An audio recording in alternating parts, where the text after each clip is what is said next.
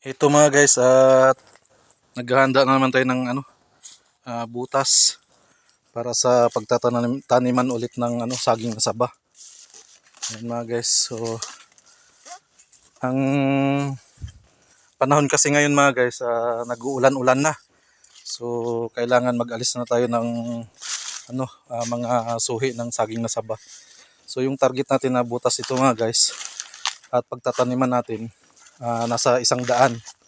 So naka ilan pa lang yata tayo, mahigit 30 pa lang yata ito mga guys, no. So malayo-layo pa yung yung target natin na 100.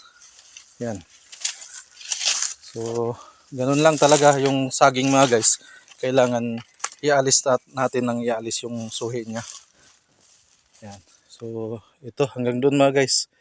Yan, mayroon pa doon. Yan.